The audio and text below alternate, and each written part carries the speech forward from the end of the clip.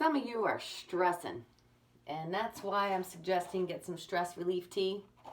I've never had it before, but I figured the day I had, I'm going to give it a whirl. Don't like coffee much better, but I just need something to relax and chill because I've been answering a lot of relational questions, and it just dawned on me to keep it simple and state a fact and sip on some tea and try to actually relieve some of the stress that so many of us conjure up in our own minds because we're dwelling and ruminating on the rifts in relationships. If you have to question if somebody else likes you, they don't like you. I'm I'm just saying, I'm going to keep that one real because I've been there. It's a waste of space. You get to move on. You get to say, "Wow, God actually intends for me to be in a respectful relationship where I can love another person as Christ loves the church." And that gets a little heady. How about this? If you didn't get love and affection and acceptance when you were a child, most of us go looking for that when we get adults. If we can't find that, but we're willing to take 3 out of the 10 qualities and just let the other 7 go wayside, just because this guy is, tall, dark, or handsome, and he tells us what we like when we're in his presence, but then he skips out in town and just ghosts us for 4 days in a row, yeah, he don't like you? Oh, a question. Do you think he likes you because he gives you that much of attention when you're face to face? Yeah, that's because there's agenda, there's goals, there's, this jockeying for position, game playing. We want to see how far we can get with each other. Okay, I'll give it to you. But if you're going in expecting the Mr. Right or the potential future wife, yeah, stick with the facts. And the facts are this. If you're putting in more effort than this other person to respond to you, you better prop your feet up on some ottomans and sit back and pop bonbons in your mouth at the same time you're sipping on something. You might want to sip on a little gin and juice at the same time. You're wasting everybody's time. Legitimately, when a person wants to spend time with you, then you become the person that they make time for. But when they don't respond to a text and you're sending it during the day and you don't even maybe hear anything back until 10:30 at night, much less day 2 or 3 in, and you're like, well, I'm waiting for him to pursue me. Some people don't have it in them. Some people just lack the capacity to go deep. And in this day and age, we don't want to dumb ourselves down so that we're settling for a warm body. I actually had somebody say that to me. That was funny. They're like, maybe I can, be that warm body. Wow, that is not a compliment. I think you might want to erase that from your vocab.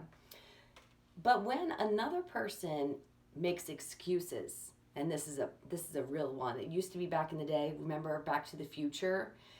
She's washing her hair or something. Now it's laundry.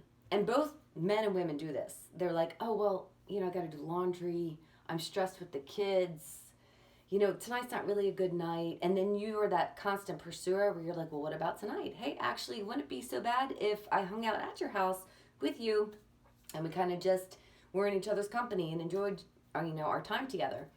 Yeah, when you get constant rebuttal or just a flat line where you're not getting a response at all, and then it's this when you're in front of the person, it's affection, like you don't know where it comes from, suddenly it's out of the woodwork, and you're like, oh, this feels really nice.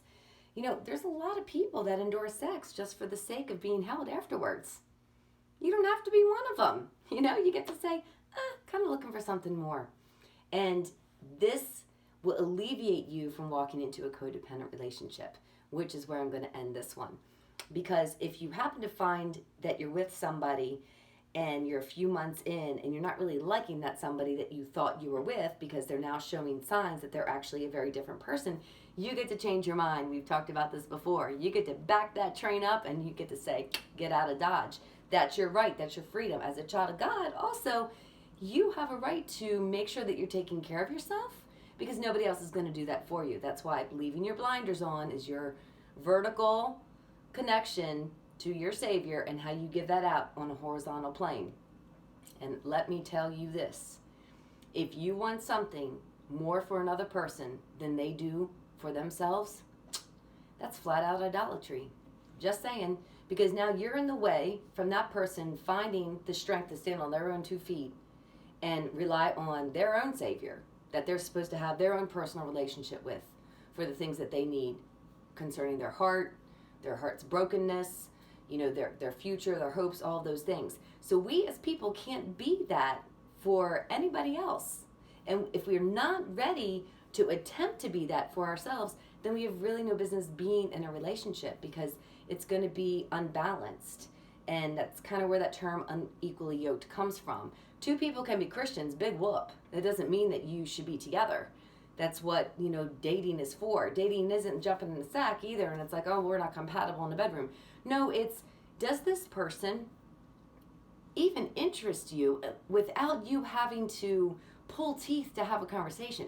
That's a big deal breaker for me. I mean, I just think talking is easy. It shouldn't be hard. And relationships in the beginning, if they're smooth as butter and they get, a little bit stiff when you're a little bit in, and then suddenly you're compromising and you're doing and they're taking, it's beyond empath narcissist.